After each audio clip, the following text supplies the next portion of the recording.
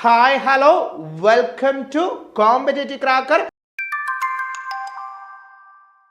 Competitive ക്രാക്കറിന്റെ പുതിയൊരു വീഡിയോയിലേക്ക് എല്ലാവർക്കും സ്വാഗതം. It's me Vishnu Ashok. നമ്മളുടെ നെറ്റ് കൊമേഴ്സ് എക്സാം JRFോട് കൂടി ക്വാളിഫൈ ചെയ്യണം എന്ന് ആഗ്രഹിക്കുന്ന ആളുകളാണ് നിങ്ങളെങ്കിൽ നിങ്ങളൊരു പർട്ടിക്കുലർ ആയിട്ടുള്ള ഏരിയ പഠിച്ചു കഴിഞ്ഞാൽ മാക്സിമം MCQസുകൾ വർക്കൗട്ട് ചെയ്യാനായിട്ട് ശ്രമിക്കുക. MCQസുകളിലൂടെ പഠിക്കുക. അതായത് നമുക്ക് എന്താണ് അസേർഷൻ റീസൺ ആയിട്ടുള്ള മൾട്ടിപ്പിൾ സ്റ്റേറ്റ്മെന്റ് ആയിട്ടുള്ള കോസ് ആൻഡ് എഫക്റ്റ് ആയിട്ടുള്ള മാത്സ് ഫോളോയിങ് ആയിട്ടുള്ള ഒക്കെ നല്ല സ്റ്റാൻഡേർഡ് MCQസുകൾ എന്ത് ചെയ്യുക, കൂടുതലായിട്ട് വർക്കൗട്ട് ചെയ്യാനായിട്ട് ശ്രമിക്കുക. ഇങ്ങനെ വർക്കൗട്ട് ചെയ്ത് കഴിയുമ്പോഴത്തേക്കിന് നിങ്ങൾക്ക് ആ ഒരു MCQസ് കാണുമ്പോൾ ഉള്ള ആ ഒരു ടെൻഷനൊക്കെ നഷ്ടപ്പെടും. അതുപോലെ തന്നെ നമുക്ക് എന്താണ് വളരെ ഈസി ആയിട്ട് തന്നെ എല്ലാ MCQസുകളും ഹാൻഡിൽ ചെയ്യാനായിട്ട് പറ്റും. ഏത് മോഡലിൽ MCQസ് വന്നു കഴിഞ്ഞാലും നമുക്ക് അതിൽ നിന്ന് കറക്റ്റ് ആയിട്ടുള്ള ആൻസർ പിക്ക് ചെയ്തെടുക്കാനായിട്ട് പറ്റും. അപ്പോൾ ഇന്ന് ഞാൻ നിങ്ങളുടെ മുന്നിൽ എത്തിയിരിക്കുന്ന കുറച്ച് പ്രോബ്ലംസും കുറച്ച് എന്താണ് അസേർഷൻ റീസണും ഒക്കെ ആയിട്ടുള്ള ഡിഫറെൻറ്റ് ടൈപ്സിലുള്ള കുറച്ചധികം MCQസുകൾ നിങ്ങളെ പരിചയപ്പെടുത്താനാണ്, ആ ഒരു ഏരിയാസ് മനസ്സിലാക്കി തരാനാണ്. അപ്പോൾ വീഡിയോ മുഴുവനായിട്ട് കാണണം. അതുപോലെ തന്നെ നിങ്ങൾ എന്ത് ചെയ്യുക, കൂടുതലായിട്ടും ക്വസ്റ്റ്യനുകൾ വർക്കൗട്ട് ചെയ്യാനായിട്ടും ശ്രമിക്കണം. ഓക്കെ ആണല്ലോ? അങ്ങനെയാണെങ്കിൽ നമുക്ക് സ്റ്റാർട്ട് ചെയ്യാം. ആദ്യത്തെ ക്വസ്റ്റ്യൻ നോക്കാം. ആദ്യത്തെ ക്വസ്റ്റ്യൻ എന്താണെന്ന് നോക്കിയേ. If an investment grow at an annual rate 8%, approximately how many years will it takes to double the investment using Rule 72? അപ്പോൾ ഇത് ടൈം വാല്യൂ ഓഫ് മണി എന്ന് പറഞ്ഞ് ബന്ധപ്പെട്ടിരിക്കുന്ന ഏരിയയിൽ നിന്നുള്ള ക്വസ്റ്റ്യൻ ആണ്. അതായത് ഒരാൾ ഒരു particular amount of money invest ചെയ്തു, ആ ഇൻവെസ്റ്റ്മെന്റിന് ആനുവൽ റേറ്റ് ഓഫ് റിട്ടേൺ ആയിട്ട് കിട്ടുന്ന 8% ആണ്. അങ്ങനെയാണെങ്കിൽ എത്ര നാൾ കൊണ്ട് അത് ആ ഒരു ഇൻവെസ്റ്റ്മെന്റ് ഡബിൾ ആകും? എത്ര നാൾ കൊണ്ട് ആ ഒരു ഇൻവെസ്റ്റ്മെന്റ് ഡബിൾ ആകും? ഏത് റൂൾ യൂസ് ചെയ്ത് കണ്ടുപിടിക്കാനാണ് പറഞ്ഞേക്കുന്നത്? റൂൾ 72 പ്രകാരം എത്രയാകും എന്ന് കണ്ടുപിടിക്കാനാണ് പറഞ്ഞേക്കുന്നത്. അപ്പൊ നമുക്കറിയാം റൂൾ 72 എന്ന് പറഞ്ഞാൽ എന്താണ്? 72 ഡിവൈഡഡ് ബൈ റേറ്റ് അല്ലെ. 72 ഡിവൈഡഡ് ബൈ റേറ്റ് ചെയ്ത് കഴിഞ്ഞാൽ നമുക്ക് എന്ത് കിട്ടും? എത്രയായി നമ്മളുടെ എത്ര ഇയർ കൊണ്ട് നമുക്ക് ഡബിളിംഗ് പീരീഡ് കണ്ടുപിടിക്കാനാണ്. ഡബിളിംഗ് പീരീഡ് കണ്ടുപിടിക്കാനുള്ള ഇക്വേഷൻ ആണ് 72 ഡിവൈഡഡ് ബൈ റേറ്റ്. ഇവിടെ 72 റൂൾ അനുസരിച്ച് ചെയ്യാനാണ് പറഞ്ഞേക്കുന്നത്. 72 ഡിവൈഡഡ് ബൈ 8 എന്ന് ചെയ്ത് കഴിഞ്ഞാൽ നമുക്ക് ആൻസർ കിട്ടും. എത്രയാണ്? അതായത് റൂൾ 72 എന്ന് പറഞ്ഞാൽ എന്താണ്?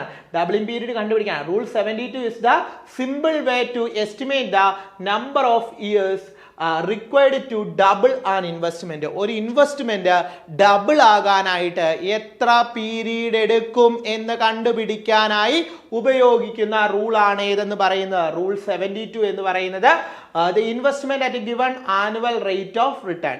അതായത് ഈ റൂൾ അനുസരിച്ച് എങ്ങനെയാണ് ഇയർ ഡബിൾ ആകാനായിട്ട് 72 divided by annual rate of return. 72 divided by annual rate of return. നമുക്കിവിടെ 72 ഡിവൈഡഡ് ബൈ 8 ചെയ്ത് കഴിയുമ്പം 9 ഇയേഴ്സ് എന്ന് കിട്ടി. ഓപ്ഷൻ ഡി ആണ് ആൻസർ ആയിട്ട് വരുന്നത്. അടുത്ത ക്വസ്റ്റ്യൻ നോക്കിയേ. എ കമ്പനി കറണ്ട് റേഷ്യോ, ഒരു കമ്പനിയുടെ കറണ്ട് റേഷ്യോ എന്ന് പറയുന്നത് 3:1 ആണ്. കറണ്ട് അസറ്റ്സ് തന്നിട്ടുണ്ട് 9 lakh. അങ്ങനെയാണെങ്കിൽ കറണ്ട് ലൈബിലിറ്റി കണ്ടുപിടിക്കാനാണ് പറഞ്ഞേക്കുന്നത്.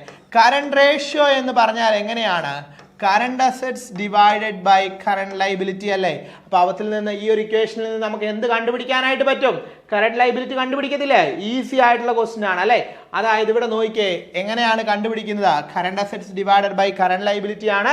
സോ നമുക്ക് എത്രയാണ്? 3 നമുക്ക് കറണ്ട് റേഷ്യോ തന്നിട്ടുണ്ട്. 3 9 lakh divided by current liability ആണ്. കറണ്ട് ലൈബിലിറ്റി കണ്ടുപിടിക്കാനായിട്ട് 9 lakh ഡിവൈഡഡ് ബൈ 3 ചെയ്താൽ മതി. 3 lakh എന്ന് കിട്ടി. ഓക്കെ ആണല്ലോ? ക്ലിയർ ആണല്ലോ? മനസ്സിലായല്ലോ അതെങ്ങനെയാണ് വന്നതെന്ന്?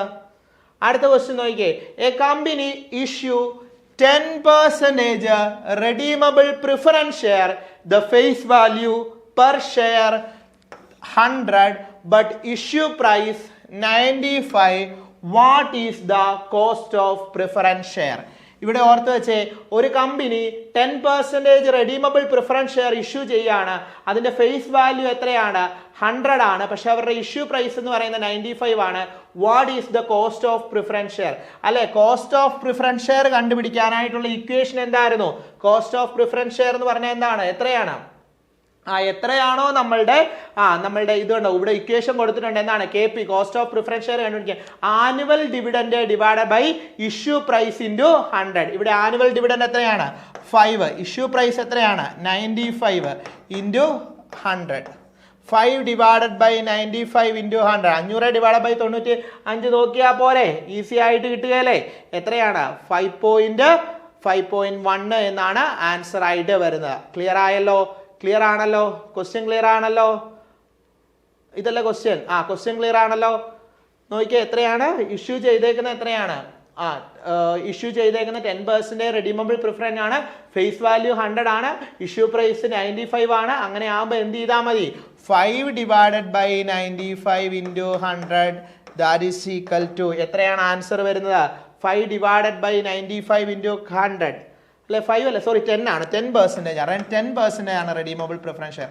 അപ്പം 10 divided by 95 into 100 10 divided by 95 എന്ന് പറയുമ്പോൾ എത്രയെന്ന് വരും നമുക്ക് 10,000 ഡിവൈഡഡ് ബൈ 95 എന്ന് ചെയ്താൽ മതി അപ്പോഴത്തേക്ക് നമുക്ക് ഏകദേശം ആൻസർ കിട്ടും എത്രയാണ് ആൻസർ വരുന്നത് എത്രയായിരിക്കും ആൻസർ വരുന്നത് ഇത് ഇവിടെ ചെയ്തിട്ടുണ്ട് എത്രയാണ് 10 ഡിവൈഡഡ് ബൈ 95 ഇൻറ്റു 100 10.53 ഇക്വേഷൻ ഓർത്ത് വെച്ചോണം കേട്ടോ അങ്ങനെയാണെങ്കിൽ ഈ ക്വസ്റ്റ്യൻ നിങ്ങൾക്ക് ഈസി ആയിട്ട് ചെയ്യത്തില്ലേ 20,000 5% പ്രിഫറൻസ് ഷെയർസ് ഓഫ് 100 ഈച്ച് അല്ലെ 5% ഓഫ് പ്രിഫറൻസ് ഷെയർസ് ആണ് 100 ഈച്ച് ആണ് കോസ്റ്റ് ഓഫ് ഇഷ്യൂ എത്രയാണ് 2 ഇവിടെ ഒരു കോസ്റ്റ് ഓഫ് ഇഷ്യൂ ഉണ്ടായിട്ടുണ്ട് 2 ആൻഡ് എന്താണ് calculate the preference share capital if the shares are issued at par അപ്പം 100 രൂപയ്ക്ക് തന്നെയാണ് അവർ ഇഷ്യൂ ചെയ്തേക്കുന്നത് അപ്പം 100 രൂപയ്ക്കാണ് ഇഷ്യൂ ചെയ്തേക്കുന്നതെങ്കിൽ അവിടെ ഒരു കോസ്റ്റ് ഉണ്ടായിട്ടുണ്ട് 2 അപ്പോൾ അവിടെ ഇഷ്യൂ പ്രൈസ് എന്ന് പറയുന്നത് എത്രയാണ് 98 ആണ് എത്രയാണ് നമ്മളുടെ ആനുവൽ ഡിവിഡൻഡ് എന്ന് പറയുന്നത് 5 ഡിവൈഡഡ് ബൈ 98 ഇൻറ്റു 100 ചെയ്താൽ മതിയല്ലോ 5 ഡിവൈഡഡ് ബൈ 98 ഇൻറ്റു 100 നോക്കിക്കേ ഇവിടെ നമുക്ക് എത്രയാണ് ഇഷ്യൂ പ്രൈസ് എന്ന് പറയുന്നത് 100 ആണ് അതുപോലെ തന്നെ എന്താണ് കോസ്റ്റ് എത്രയുണ്ട് 2 രൂപയുണ്ട് so the net proceeds per share കണ്ടുപിടിക്കാനായിട്ട് ഇഷ്യൂ പ്രൈസിൽ നിന്ന് എന്ത് കുറയ്ക്കുക കോസ്റ്റ് കുറയ്ക്കുക അതായത് 98 എന്ന് കിട്ടി അപ്പോൾ 5 ഡിവൈഡഡ് ബൈ 98 ഇൻറ്റു 100 അല്ലേ 5.1 എന്ന ആൻസർ കിട്ടി അടുത്ത ക്വസ്റ്റ്യൻ നോക്കിയേ അടുത്ത ക്വസ്റ്റ്യൻ കമ്പനി ഇഷ്യൂ എത്രയാണ് 20,000 5% പ്രിഫറൻസ് ഷെയർ തന്നെയാണ് 100 ഈച്ച് ഇവിടെ നോക്കിയ കോസ്റ്റ് 2 രൂപയുണ്ട് പിന്നെ എന്താണ് calculate the preference share capital if these shares are issued at A premium shares ഇവിടെ ഇഷ്യൂ ചെയ്തേക്കുന്നത് എങ്ങനെയാണ് പ്രീമിയത്തിലാണ് ഇഷ്യൂ ചെയ്തേക്കുന്നത് പ്രീമിയത്തിലാകുമ്പോഴത്തേക്കിന് നമുക്ക് എത്രയെന്ന് വരും എത്രയാണ് പ്രീമിയം 100ന്റെ 10% വരും അല്ലേ അപ്പോൾ എത്രയായിട്ട് വരും 110 എന്നായി 110 രൂപയ്ക്കാണ് ഇഷ്യൂ ചെയ്തേക്കുന്നത് പക്ഷെ 110 രൂപയ്ക്കകത്ത് എന്തുണ്ട് 2 രൂപ കോസ്റ്റ് ഉണ്ട് അപ്പോൾ എത്രയേ വരുന്നുള്ളൂ ഇഷ്യൂ പ്രൈസ് അല്ലെങ്കിൽ നെറ്റ് പ്രൊസീഡ്സ് എത്രയാണ് 108 വരുന്നുള്ളൂ 5% അല്ലേ വരുന്നത് അപ്പോൾ 5 ഡിവൈഡഡ് ബൈ നമ്മുടെ ആനുവൽ ഡിവിഡൻഡ് എന്ന് പറയുന്നത് എത്രയാണ് 5 divided by 108 into 100 5 divided by 108 into 100 5 divided by 108 into 100 നോക്കിയേ 5 ഡിവൈഡഡ് ബൈ 108 ഇൻറ്റു 100 4.63 ഇനി അല്ലാതെ നമുക്ക് ടോട്ടൽ വാല്യൂ വെച്ചിട്ട് കണ്ടുപിടിച്ചാലോ KPയുടെ ഇക്വേഷൻ എന്തായിരുന്നു DP divided by NP into 100 DP എന്ന് പറഞ്ഞാൽ dividend per share net proceeds into 100 ആണ് അപ്പോൾ നമുക്ക് ഡിവിഡൻഡ് കണ്ടുപിടിക്കാം ഡിവിഡൻഡ് ഇവിടെ നോക്കിയേ എത്രയായിരുന്നു ഡിവിഡൻഡ് 20,000 ആയിരുന്നു അല്ലേ 20,000 ഇൻറ്റു ഒരെണ്ണത്തിന് വില എത്രയായിരുന്നു 100 അല്ലേ 100 വെച്ച് ചെയ്യുമ്പോഴത്തേക്ക് എത്രയെന്ന് കിട്ടി 20 lakh എന്ന് കിട്ടി അല്ലേ 20 lakh എന്ന് കിട്ടി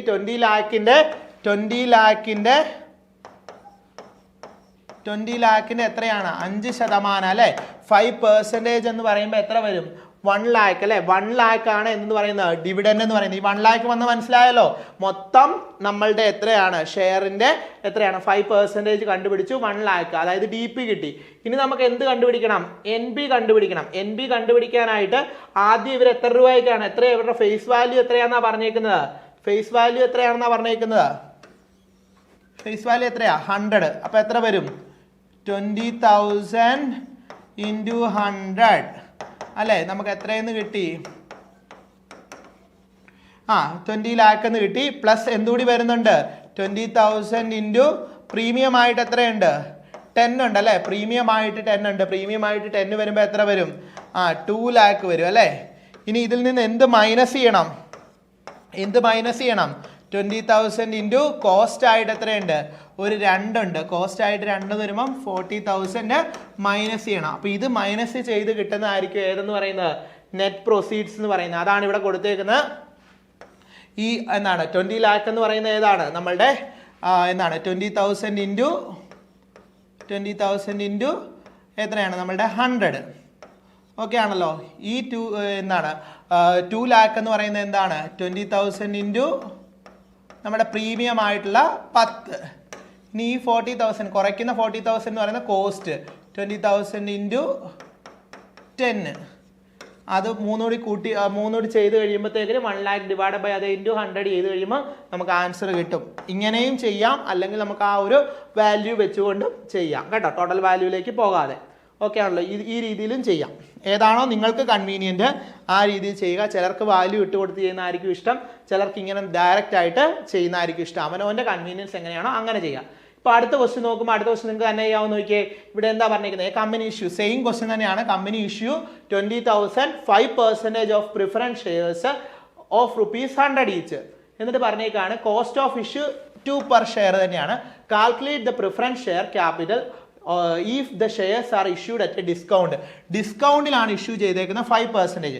അപ്പം 100 ആണല്ലോ ഫേസ് വാല്യൂ. 100ന്റെ 5% എന്ന് പറഞ്ഞാൽ എത്രയെന്ന് തന്നെ വന്നു, 5 എന്ന് വന്നു. അതായത് 100ൽ നിന്ന് 5 കുറഞ്ഞു. എത്രയാണ് വന്നേക്കുന്നത്, 95 ആണ്. 95 മാത്രമാണോ, 95ൽ നിന്ന് എന്തും കുറയും, കോസ്റ്റ് ആയിട്ടുള്ള 2 കുറയും. പോയിട്ട് എത്രയേ ഉള്ളൂ, 93 ആയിരിക്കും. എന്തെന്ന് പറയുന്നത്, ഇഷ്യൂ പ്രൈസ് എന്ന് പറയുന്നത്. നമ്മുടെ ആനുവൽ ഡിവിഡൻഡ് എന്ന് പറയുന്ന 5 ആണ്. 5 ഡിവൈഡഡ് ബൈ 93 ഇൻറ്റു 100. നമുക്ക് ആൻസറിലേക്ക് എത്താം, വളരെ സിമ്പിൾ ആയിട്ട് ചേർത്താം. അല്ലെങ്കിൽ നമുക്ക് എങ്ങനെ ചെയ്യാം, ആദ്യം എന്ത് ചെയ്യണം, നമ്മളുടെ ഡിവിഡൻഡ് കണ്ടുപിടിക്കണം. ഡിവിഡൻഡ് കണ്ടുപിടിക്കാനായിട്ട് 20,000 ഇൻറ്റു 100 ചെയ്യുന്നു. അത് കിട്ടിക്കഴിഞ്ഞിട്ട് അതിൻ്റെ 5% എടുക്കുമ്പോൾ നമുക്ക് എന്ത് കിട്ടും, നമ്മളുടെ DP കിട്ടും. ഓക്കെ ആണല്ലോ. ഇത് ചെയ്ത് അതിൻ്റെ ഒരു 5% എടുക്കുമ്പോൾ നമുക്ക് DP കിട്ടും. DP കിട്ടിക്കഴിഞ്ഞാൽ പിന്നെ നമുക്ക് എന്ത് കണ്ടുപിടിക്കണം, NB നെറ്റ് പ്രൊസീഡ്സ് കണ്ടുപിടിക്കണം. നെറ്റ് പ്രൊസീഡ്സ് കണ്ടുപിടിക്കാനായിട്ട് ആദ്യം എന്ത് ചെയ്യുക, 20,000 ഇൻറ്റു 100 ചെയ്യുക. 20,000 ഇൻറ്റു 100 ചെയ്യുക. ആ എമൗണ്ടിൽ നിന്ന് എന്ത് കുറയ്ക്കുക, 20,000 ഇൻറ്റു ഡിസ്കൗണ്ട് ആയിട്ടുള്ള എത്രയാ, 5, അത് കുറയ്ക്കുക. അതിനുശേഷം വീണ്ടും എത്ര കുറയ്ക്കുക, 20,000 ഇൻറ്റു എത്രയാണ്, 2, നമ്മളുടെ ഇതായിട്ടുള്ള ഏതാണ്, നമ്മളുടെ കോസ്റ്റ് ആയിട്ടുള്ള അത്രയും കുറച്ച് കഴിയുമ്പോഴത്തേക്കിന് കിട്ടുന്ന വാല്യൂ DP ഡിവൈഡ് ബൈ ആ വാല്യൂ ഇൻറ്റു 100 ചെയ്താൽ മതി. വളരെ സിമ്പിളാണ്, വളരെ സിമ്പിളാണ്. ഇത് ഇവിടെ കണ്ടോ കൊടുത്തേക്കുന്ന കണ്ടേ. ഇത് ഏതാണ്, ഇതെന്ന് പറഞ്ഞു കഴിഞ്ഞാൽ ഏതാണ്, ഈ 1 lakh എന്ന് പറയുന്നത് എന്താണ്, നമ്മളുടെ ഡിവിഡൻഡ് ആണ് അല്ലേ. ഡിവിഡൻഡ് എങ്ങനെ കിട്ടി, 20,000 ഇൻറ്റു 100. അപ്പോൾ ഒരു വാല്യൂ കിട്ടും. ആ കിട്ടുന്ന വാല്യൂ എത്രയാണോ, അല്ലെ 20 lakh എന്ന് വന്നു അല്ലേ, 20 lakh എന്ന് വന്നു. അതേ ഇൻറ്റു എത്രയാണ്, 5%. അതാണ് ഏതെന്ന് പറയുന്നത്, ഈ 1 lakh.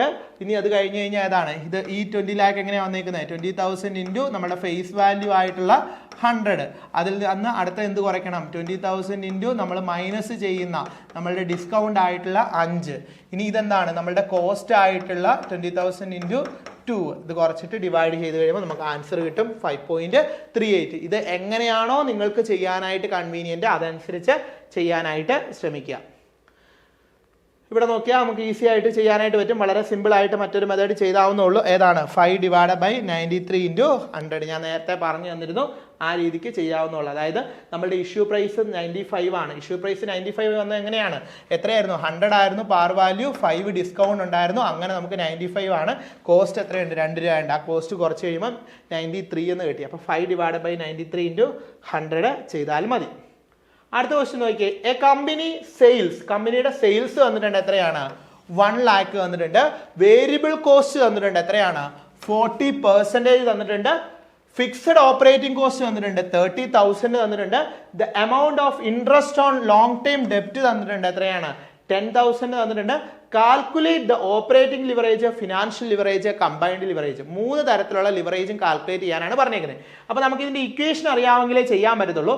ആദ്യത്തെ ഇക്വേഷൻ നോക്കിയാൽ ഓപ്പറേറ്റിംഗ് ലിവറേജ് കണ്ടുപിടിക്കാനുള്ള ഇക്വേഷൻ ആണ്. Operating leverage is equal to contribution divided by EBIT. Contribution divided by EBIT. Operating leverage കണ്ടുപിടിക്കാനുള്ള, ഓപ്പറേറ്റിംഗ് പ്രോഫിറ്റ് കണ്ടുപിടിക്കാനുള്ള ഇക്വേഷൻ ആണ്.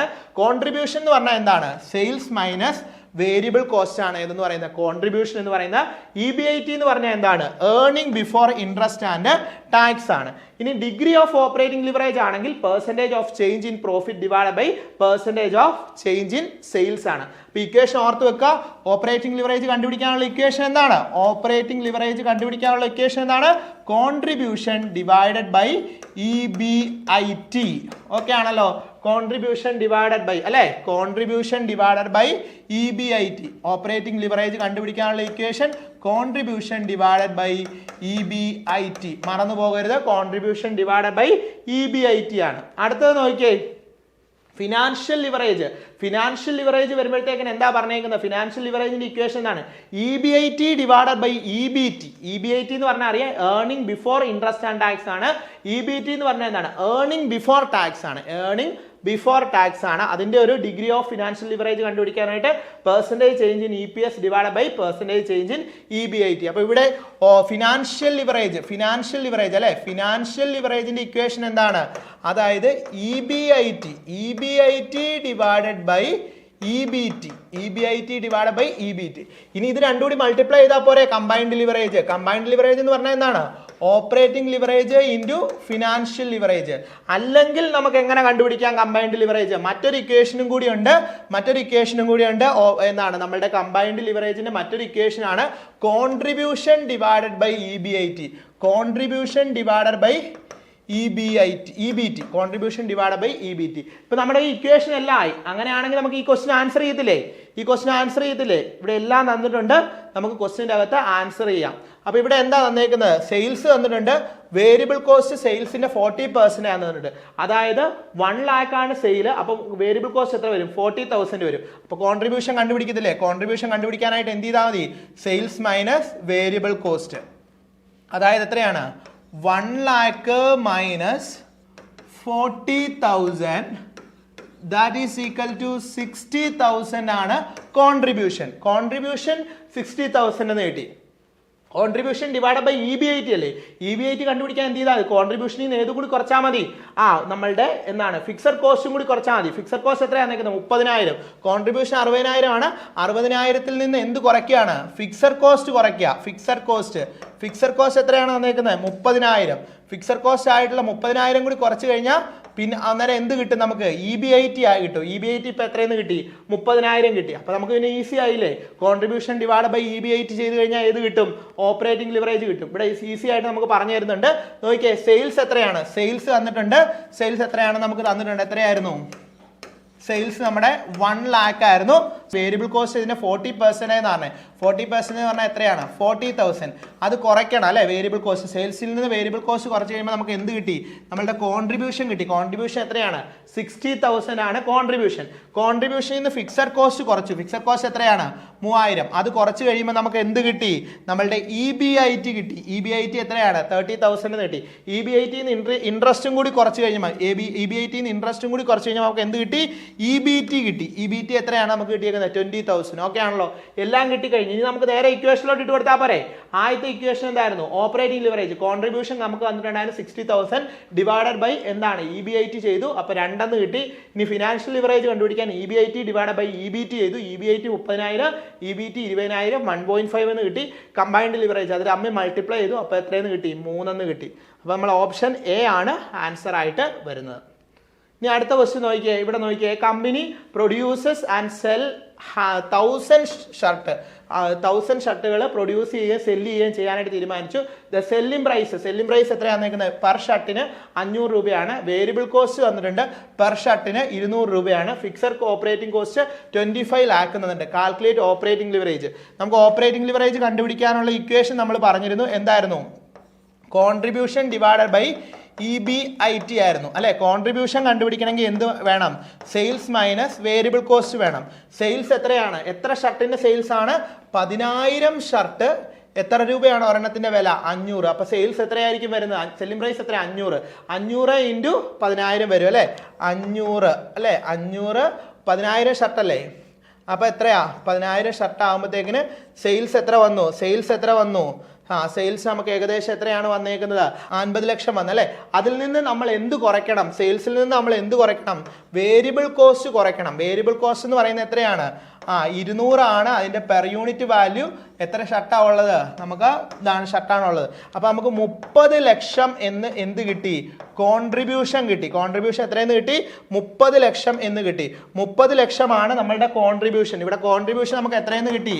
30 ലക്ഷം എന്ന് കിട്ടി. ഓക്കെ ആണല്ലോ. കോൺട്രിബ്യൂഷൻ കിട്ടി. കോൺട്രിബ്യൂഷനിൽ നിന്ന് നമ്മൾ എന്ത് കുറയ്ക്കുകയാണ്? ഫിക്സഡ് കോസ്റ്റ് കുറയ്ക്കുകയാണ്. ഫിക്സഡ് കോസ്റ്റ് കുറയ്ക്കണം കോൺട്രിബ്യൂഷനിൽ നിന്ന്. ഫിക്സഡ് കോസ്റ്റ് എത്രയാണ് തന്നേക്കുന്നത്? 25 ലക്ഷമാണ് ഏതെന്ന് പറയുന്ന കോൺട്രിബ്യൂഷനിൽ നിന്ന് കുറയ്ക്കുന്ന ഫിക്സഡ് കോസ്റ്റ്. അപ്പൊ നമുക്ക് എന്ത് കിട്ടും? EBIT കിട്ടും. EBIT എത്രയെന്ന് കിട്ടി? 5 ലക്ഷം എന്ന് കിട്ടി. 5 ലക്ഷം എന്ന് കിട്ടി. ഇനി നമുക്ക് കണ്ടുപിടിക്കത്തില്ലേ ഓപ്പറേറ്റിംഗ് ലിവറേജ്? ഓപ്പറേറ്റിംഗ് ലിവറേജ് എങ്ങനെ കണ്ടുപിടിക്കാം? Contribution divided by EBIT. Contribution എത്രയായിരുന്നു? 30 lakh divided by 30 lakh divided by 5 lakh ചെയ്താൽ മതി. 30 ലക്ഷം ഡിവൈഡഡ് ബൈ 5 lakh ചെയ്ത് കഴിയുമ്പോൾ നമുക്ക് ആൻസർ കിട്ടും. അതാണ് ഇവിടെ പറഞ്ഞേക്കുന്നത്. സെയിൽസ് നമ്മൾ ആദ്യം കണ്ടുപിടിച്ചു. എത്രയാണ്? 50 ലക്ഷം എന്ന് കിട്ടി. വേരിയബിൾ കോസ്റ്റ് നമ്മൾ കണ്ടുപിടിച്ചു. 20 ലക്ഷം എന്ന് കിട്ടി. അത് തമ്മിൽ മൈനസ് ചെയ്തപ്പോൾ നമുക്ക് എന്ത് കിട്ടി? കോൺട്രിബ്യൂഷൻ കിട്ടി. EBIT കണ്ടുപിടിക്കാനായിട്ട് കോൺട്രിബ്യൂഷനിൽ നിന്ന് ഫിക്സഡ് കോസ്റ്റ് കുറച്ചു. അപ്പോൾ 5 ലക്ഷം രൂപ എന്ന് കിട്ടി. കോൺട്രിബ്യൂഷൻ ഡിവൈഡഡ് ബൈ EBIT ചെയ്താൽ മതി. അപ്പോൾ 30 ലക്ഷം ഡിവൈഡഡ് ബൈ 5 ലക്ഷം എന്ന് ചെയ്തു. 6 ടൈംസ് എന്ന ആൻസർ കിട്ടി. മക്കളെ കൃത്യമായിട്ട് മനസ്സിലാക്കി വെക്കുക കേട്ടോ. അടുത്ത ഒരു question assertion reason type question ആണ്. Wealth maximization is considered as superior objective over profit maximization in financial management. ശരിയല്ലേ? പ്രോഫിറ്റ് മാക്സിമൈസേഷനെക്കാളും സുപ്പീരിയർ ആയിട്ട് ഒരു ഫേമിൽ നിൽക്കുന്ന ഏതാണ്? വെൽത്ത് മാക്സിമൈസേഷൻ ആണ്. അസേർഷൻ ശരിയാണ്. റീസൺ നോക്കിയേ. Wealth maximization is focus on maximizing the EPS earning per share in the market price അല്ലെ. അതായത് വെൽത്ത് മാക്സിമൈസേഷൻ ഫോക്കസ് ചെയ്യുന്ന എന്താണ്? ഏർണിംഗ് പെർ ഷെയർ എന്ത് ചെയ്യുക? മാക്സിമൈസ് ചെയ്യുക. അതായത് ഷെയറിന്റെ വാല്യൂ മാർക്കറ്റ് പ്രൈസ് അതിലൂടെ കൂട്ടുകയും അങ്ങനെ ഷെയർ ഹോൾഡേഴ്സിന് വെൽത്ത് കൊണ്ടുവരിക എന്നുള്ളതാണ് ഇതിലൂടെ ഉദ്ദേശിക്കുന്നത്. അസേർഷനും റീസണും കറക്റ്റ് ആണ്. റീസൺ അസേർഷനെ സാധൂകരിക്കുന്നുണ്ട്. ഓപ്ഷൻ എ ആണ് ആൻസർ ആയിട്ട് വരുന്നത്. അടുത്തത് നോക്കുക. A company EPS has increased but its EBIT remain constant. കമ്പനിയുടെ EPS increase ചെയ്തു, EBIT എന്ത് ചെയ്യണം? റിമൈൻ കോൺസ്റ്റന്റ് ആണ്. Which of the following scenario is most likely? ഏത് സിനാരിയോ ആണ് ഏറ്റവും മോസ്റ്റ് ആയിട്ട് ഇമ്പോർട്ടന്റ് ആയിട്ട് നിൽക്കുന്നതാണ് ചോദിച്ചാൽ the company has repurchased the same of the its equity share ആണോ? ഏതാണ്? നമുക്ക് അറിയാം അല്ലേ. ഇത് തന്നെ വളരെ ഈസി ആയിട്ടുള്ള ക്വസ്റ്റ്യൻ ആണ്. ഓപ്ഷൻ എ തന്നെയാണ് ആൻസർ ആയിട്ട് വരുന്നത്. EPS can increase with the constant EBIT if the number of shares decreases due to the share repurchase, effectively increasing the earning per share. Okay ആണല്ലോ.